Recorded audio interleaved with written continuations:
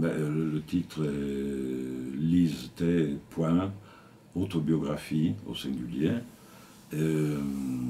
Évidemment, Lise T, c'est Elizabeth Taylor. Et autobiographie, c'est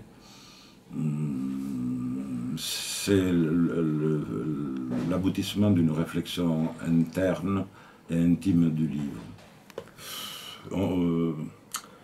Je n'ai jamais une raison pour expliquer les titres. Ça sort comme ça vient, c'est même pas réfléchi. C'est parce qu'au départ, en réalité, je voulais écrire une biographie. Et quand j'ai lu les biographies qui existaient, elles m'ont paru toutes dérisoires.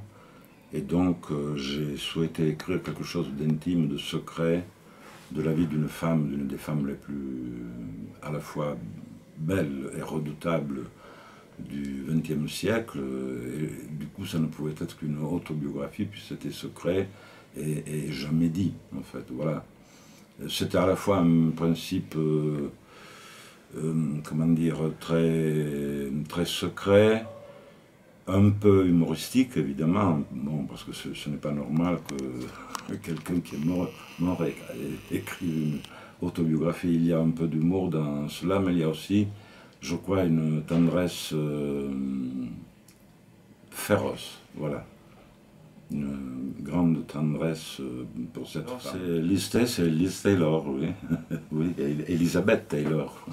Elle n'aimait pas ce qu'on appelle Liz T. En fait, Liz Taylor, il paraît qu'elle n'aimait pas, enfin bon, d'où un petit côté provocateur à la limite, mais enfin, tout ça n'est pas vraiment vrai dans le livre, enfin. Oui, c'est Elizabeth Taylor. Cette femme magnifique avec des yeux incroyables et qui a quand même traversé tout le siècle. Enfin, elle est née en 1922, je crois, et puis elle meurt il n'y a pas longtemps. C'est vraiment une présence énorme dans le cinéma. Et pas seulement dans le cinéma, enfin, ça a été une idole, la dernière peut-être des idoles de l'écran, enfin bon, fascinant. C'est sa beauté parfaite, enfin. Quelque chose qui est à la fois, qui est très émouvant en même temps. Elle vit, c'est une beauté qui vit, qui palpite, qui frémit, enfin. Ce n'est pas... il y a différents modèles de beauté, évidemment, Ava Gardner, Sophia Loren, si on veut, enfin bon, mais ce n'est pas la même émotion, ce n'est pas le même troublement, ce n'est pas la même palpitation, enfin, il y a quelque chose, pour moi, de très attendrissant dans ce visage, les yeux, mais le corps, enfin, ce cou magnifique, ses épaules, ce sein, c'est une femme très belle, quoi. On a envie, je ne sais pas, c'est grossier de dire de la toucher, enfin, mais on a envie de la caresser, voilà. C'est une expression de beaucoup d'affection. J'ai essayé de dire ça dans ce livre, enfin bon, c'était moins constant de la chair face à elle-même, face à un regard impitoyable comme celui d'une caméra ou comme le sien dans un miroir. Enfin. C'est cette vie tortueuse et, je répète, secrète, enfin, voilà, qui m'intéressait sonder. Il n'était pas possible d'accepter que cette biographie, telle qu'elle est relatée par ailleurs, ait pu être aussi banale, aussi, pas idiote, mais enfin, dérisoire, en quelque sorte. Il me semblait qu'il y avait dû avoir une profondeur. Et c'est ce que j'ai cherché, une profondeur du sentiment, de la manière dont elle a vécu, enfin, et pas seulement la croqueuse de diamants, ou, voilà, tout ce dont on l'a affublé un peu pathétiquement. Enfin, non. Et non, le people ne m'a jamais intéressé. Je ne connaissais pas beaucoup trop d'histoires autour d'elle, quoi. C'est vraiment la femme cinématographique. Enfin, elle a quand même interprété l'Occident dans toute à la fois sa vulgarité et sa splendeur. Enfin, il y a quand même une construction de ce personnage qui vient d'Angleterre pour aller s'établir aux États-Unis, et c'est un parcours très particulier. Enfin, il y a cette errance en elle, qui est aussi sa forme de désespoir, finalement. Interpréter cette culture qui est à la fois anglaise, mais dont les Américains se font les maîtres. Enfin bon, c'est compliqué.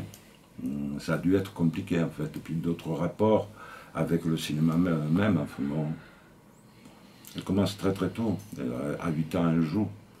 Bon, elle n'arrêtera jamais. Enfin bon, c'est quand même important. Ça a été un label de très grande qualité humaine, enfin, malgré tout le dérisoire qu'il a accompagné justement dans la presse People, etc.